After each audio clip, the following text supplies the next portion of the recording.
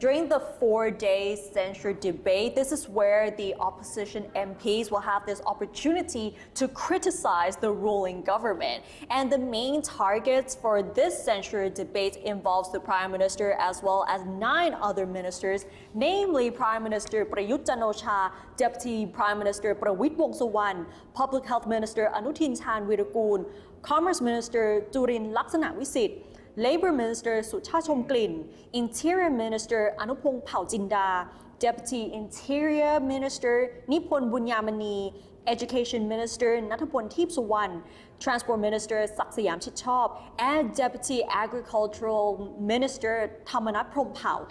And as for the 38 opposition MPs, will also include MPs from Pheu Thai Party, govt Party, and also 1 each from Prachacha Party, Pheu Party, and Palang Pong Chon Thai Party. So you can see that there's a large group of opposition MPs that are ready to criticize the ruling government, especially the 10 ministers you're seeing right here.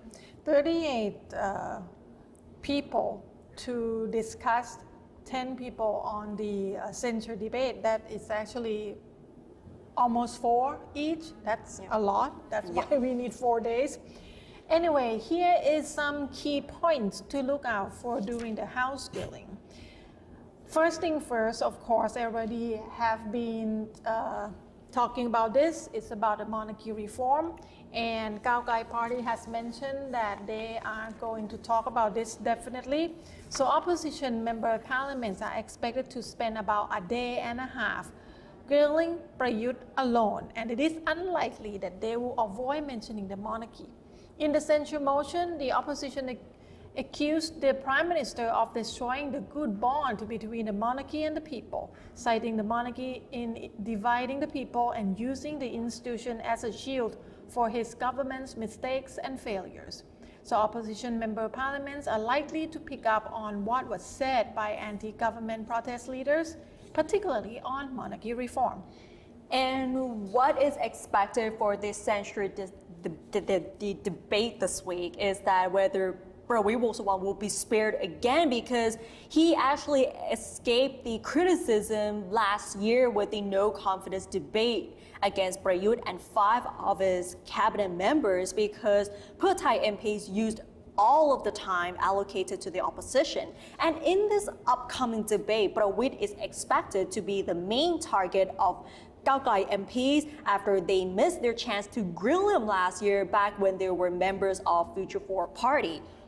The Deputy Prime Minister can expect to be grilled about his past controversies, as well as a new allegation that he condones influential people, which is a euphemism for criminal syndicates. Among issues likely to be raised in the censure debate against Prawit is the 5 provinces bordering Forest Preservation Foundation, which he allegedly uses to make backroom political deals. The opposition is also poised to link him to illegal gambling dens and illegal migrant trafficking, which are blamed for the new wave of COVID-19 infections. Some people in these underground businesses claim connections with Prawit here. People are also interested to see how Prawit responds to such allegations leveled by the opposition, particularly since his usual response to reporters is, I don't know. Yes, he likes to say, I don't know, and he always tells reporters to go ask this person and that person, which this time he cannot say he doesn't know.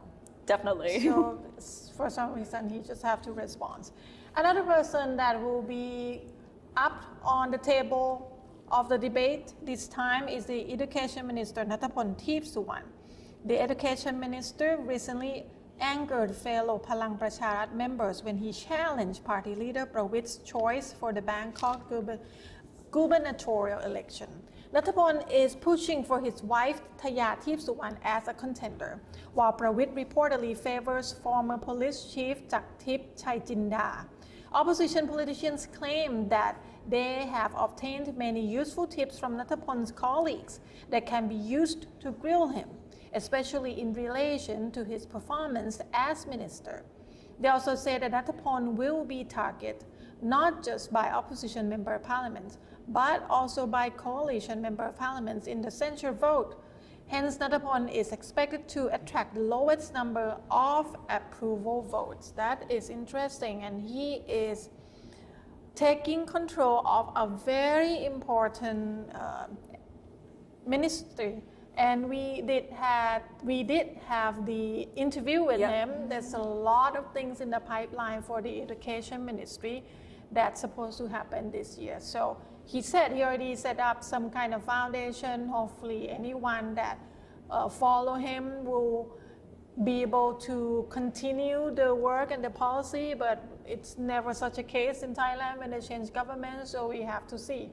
And although he has a lot of things in mind, that he has a lot of plans to work on, we will have to see how he would defend himself in the censure debate here.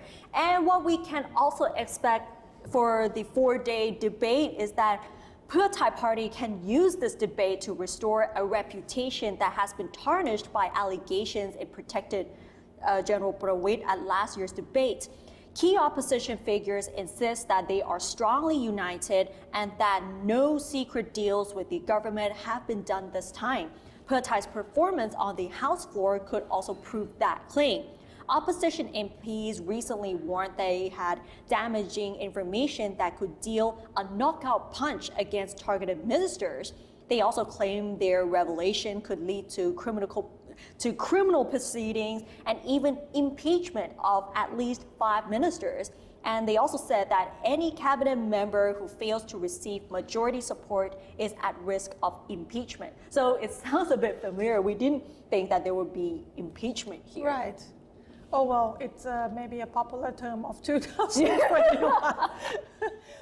Okay, inside the parliament, outside the parliament, there is also going to be activities, of course, demonstration by the anti-establishment or anti-government protesters. The anti-government protesters plan a large gathering during Saturday's vote to push for the release of 4 protest leaders thrown into jail on charges of lese-majeste. Protesters have not set the venue, though security agencies expect them to gather outside the parliament. Authorities are concerned over possible violence given clashes outside parliament last November when supporters of motions to amend the junta-sponsored charter were met by police water cannon before clashing with opponents of charter change. The incident left 6 people with gunshot wounds and many with other injuries. It appears that the government will be fighting on 2 fronts this week, in the House to survive the censure debate and on the streets to prevent violence. So that will be something to look for tomorrow until Saturday. It's going to be a long day of vote. 10 people and go one by one, I assume.